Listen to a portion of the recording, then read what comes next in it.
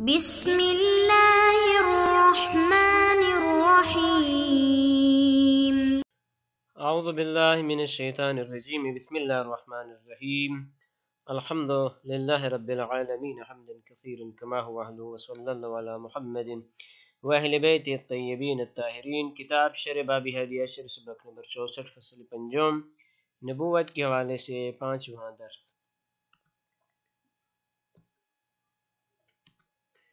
اقول ذهب القائلون باسمتهم فيما نقى الله عنهم الى اختصاص ذلك بما بعد الوحي، واما قبله فمنعوا عنهم الكفر والاصرار على الذنب، وقال اصحابنا بوجوب الاسمة مطلقا قبل الوحي وبعد الوحي الى اخر العمر، والدليل عليه ما ذكره المصنف وهو ظاهر۔ پچھلے درس میں علامہ حلی رحمۃ اللہ علیہ کی عبارت پڑھی تھی کہ انہوں نے فرمایا تھا کہ انبیاء علیہ السلام کے لیے معصوم ہونا ضروری ہے، معصوم ہونا ضروری ہے۔ عصمت کی تعریف انہوں نے بیان کی تھی، اور اس کے بعد یہ کہ ہمارے نبی اکرم صلی اللہ علیہ وآلہ وسلم وہ معصوم ہیں۔ یہاں پہ قول ہے کہ آیا معصوم علیہ السلام یعنی انبیاء علیہ السلام وہ معصوم ہیں وحی سے پہلے یا وحی کے بعد، یعنی نبوت اور رسالت کا عہدہ ملنے کے بعد ان کا معصوم ہونا ضروری ہے یا ان سے پہلے، اور اسی طرح کن کن چیزوں میں ان کا معصوم ہونا ضروری ہے۔ صرف کافر نہیں ہونا چاہیے، یا گناہان کبیرہ انجام دینے والے نہ ہوں،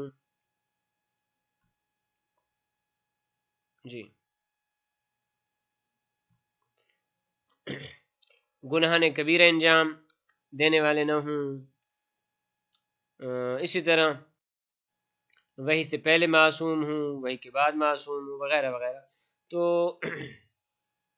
اس میں اقوال ہیں، ان میں سے جو مشہور و معروف دو قول ہیں۔ ایک قول یہ ہے کہ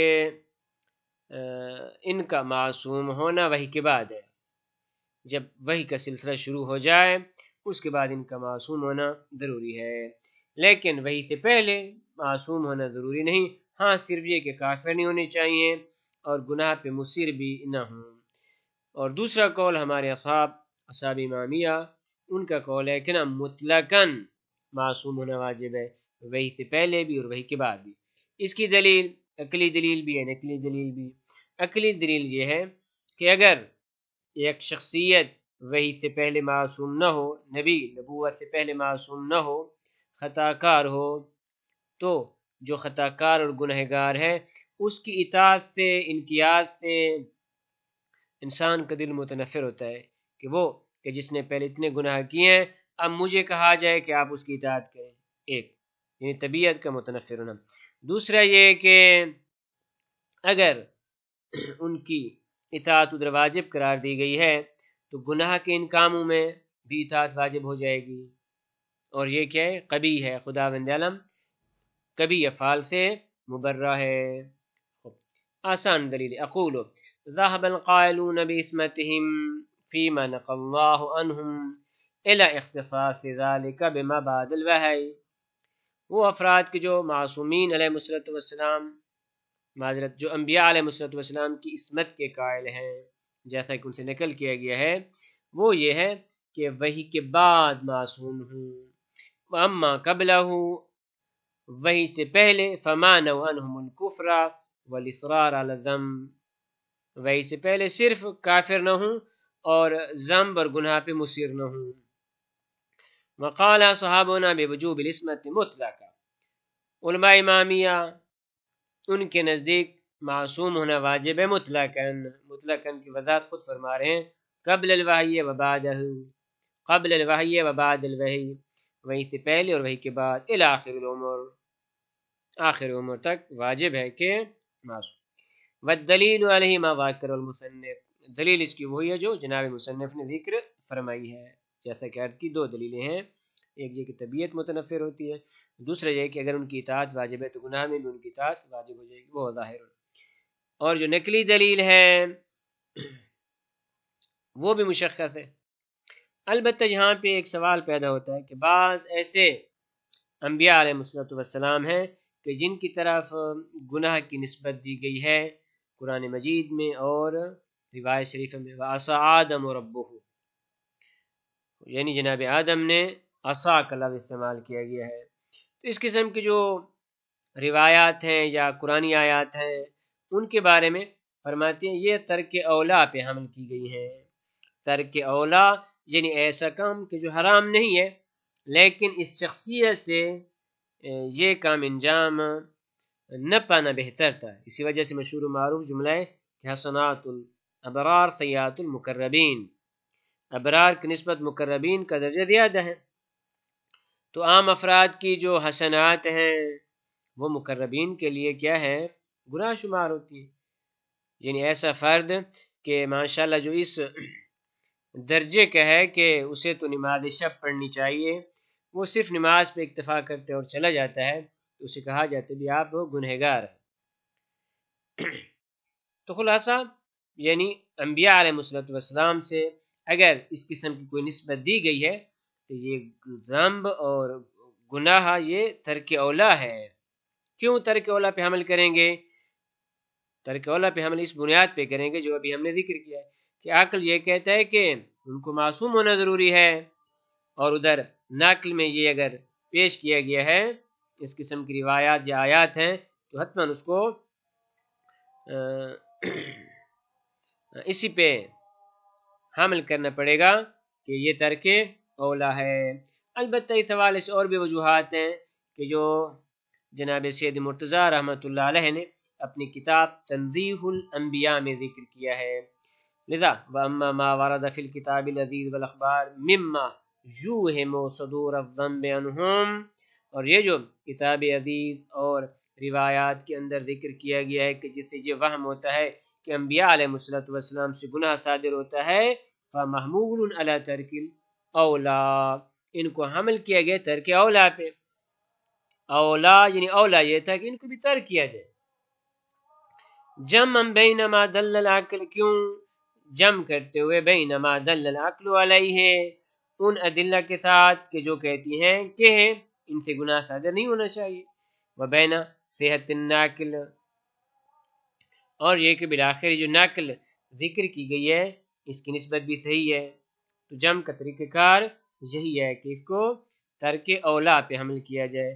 ما ان جمیع ذالک قد ذکر وجوہ ومحامل فی مواضع، اور اس کے علاوہ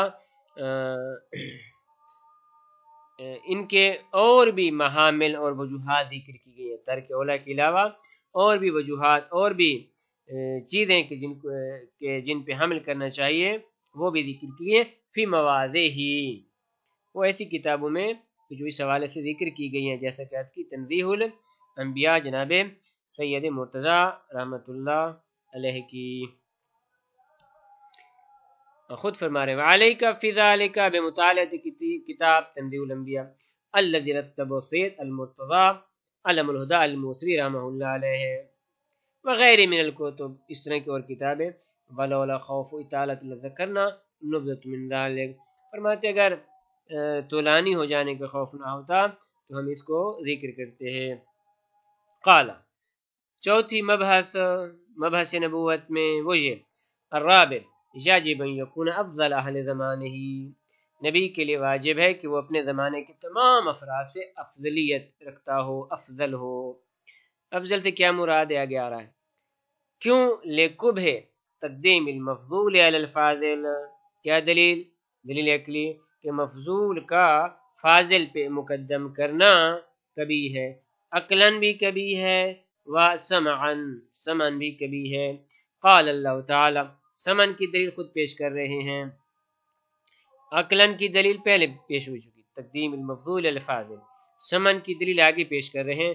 افمن یہدی الی الحق حق ان یتبع امن لا یہدی الا ان یہدی فما لکم کیف تحکمون، کہ خداوند عالم کی ارشاد گرامی ہے کہ وہ جو حق کی طرف ہدایت کرتا ہے وہ زیادہ حقدار ہے کہ اس کی اتباع کی جائے، یا وہ کہ جو خود ہدایت یافتہ نہیں بلکہ خود اس سے ہدایت کی ضرورت ہے اس کی اتباع بہتر ہے۔ فما لکم کیف تحکمون، بس کیا ہے تمہارے لیے، تم کس طرح کا حکم کرتے ہو؟ تو یہ استفہام انکاری ہے کہ ایسا نہیں کرنا چاہیے۔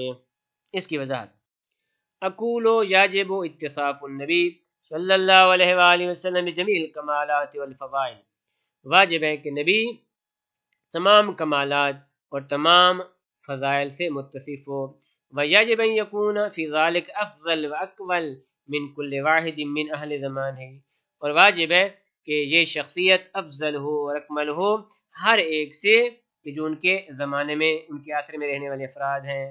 کیوں؟ لأنہ یقبح من الحکیم الخبیر، کیونکہ حکیم خبیر سے کبھی ہے کہ ان یقدم المفضول المحتاج، کہ وہ کہ جو مفضول ہے اور خود محتاج ہے التکمیل کے، ابھی خود کامل ہو رہا ہے، اس کو مقدم کیا جائے الفاضل مکمل، اس پہ کہ جو فاضل ہے اور مکمل کامل شدہ ہے، عقلاً بھی اور سمن بھی۔ اما عقلاً کس طرح کبھی ہے؟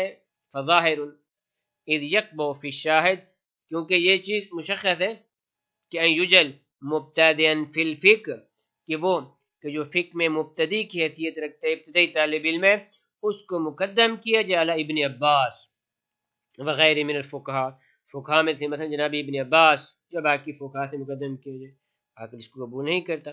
اس طرح ویجل مبتدئا فی المنطق، مثلا وہ کہ جو منطق کا ابتدائی طالب علم ہے اس کو مقدم کیا جائے علی ارسطو کے جو اس فن کے مبتدی ہیں، اس فن کی ابتدا کرنے والے ہیں، مؤسس ہیں، یا او مبتدئا فی النحو مقدما علی سیبویہ والخلیل، نحو کے ابتدائی طالب علم کو مقدم کیا جائے سیبویہ نحوی پہ یا خلیل نحوی پہ، وقضا فی کل فن من الفنون، اسی طرح ہر فن میں مفضول کا فاضل پہ مقدم کرنا عقل کہتے ہیں جائز ہے نہیں۔